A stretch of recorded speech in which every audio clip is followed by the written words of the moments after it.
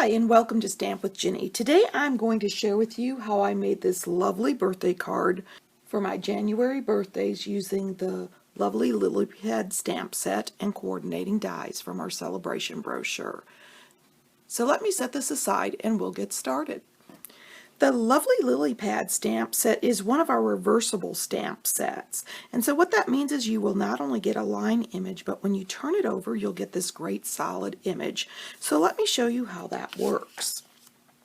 I'm inking up my line image of the lily pad in my Bermuda Bay.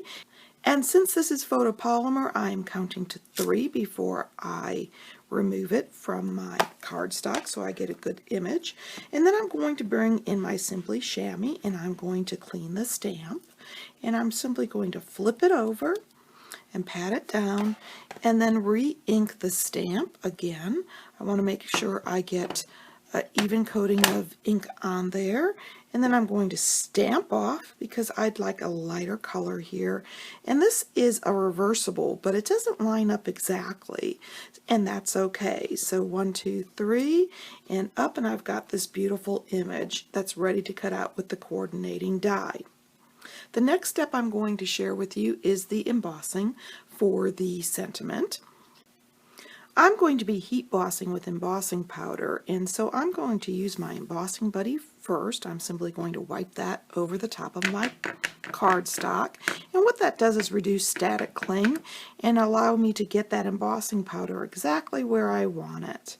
And then I'm going to stamp my sentiment, the happy birthday from the Sale-a-bration stamp set, sending you thoughts, with the Versamark, and I am going to simply pour a little of my Whisper White embossing powder over the top of it and tap off. And now I'm ready to heat set. Okay, I've heat set my sentiment, and if you can see it, it's got a nice little shine to it. The way you can tell your embossing powder is working is watch the shine. I like to turn the cardstock around so that it's easier to see also. Okay, I've got all my parts so I can start assembling my card. I'm going to start by folding my garden green cardstock in half and using my bone folder. And then I'm going to bring in this beautiful celebration paper that we have that coordinates with this set. I just love the oil painting look, and it's got a feel of Monet. And so I'm going to add some adhesive to the back and attach it to my Bermuda Bay cardstock. Now you can use your cardstock against the grid paper here so that you can line it up nice and evenly. I've got a 1/4 inch on each side. There we go. And then I'm going to flip this over and add some adhesive and put it onto my card front. And of course I'm doing this quickly, but once again you can line that up with your grid paper so that you get nice straight lines. Okay, I'm ready to work on the focal point, and I'm going to start with this die, and I'm going to simply cut off this extra partial piece and set this down, and I'm going to lightly take some adhesive, and really all I'm wanting to do is tack at this point that sentiment down because I'm going to add some extra adhesive to the back when I add it to my front of the card. And so I'm going to set that aside there.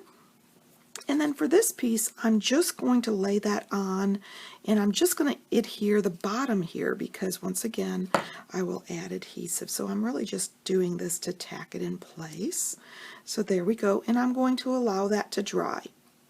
Okay, once this is dry, I am going to finish adding my adhesive to the back. And as I mentioned, I was just tacking those down because I knew I was going to pop these up with some dimensionals, and I knew that that would hold it in place also. And if you want, you could use a little mini dimensional to kind of support the larger ones or to go on these pointed petals. We're going to remove the protective coating. And once I have all those protective backings off the dimensionals, I'm ready to bring in my card. I'm going to line this up here, and I'm going to adhere down. There we go.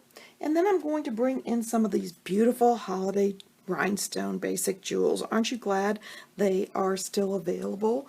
They save us from having to use our blends to color the rhinestones, and that makes things quick and easy. So I'm going to pick up 3 of our little rhinestones in the pool party using my Take Your Pick tool and pop them around the front of my card. And it's that simple. So let me show you the original again.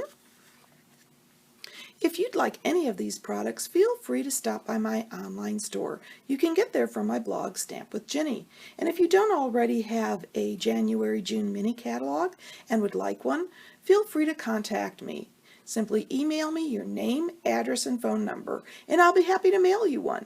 Thanks for joining me.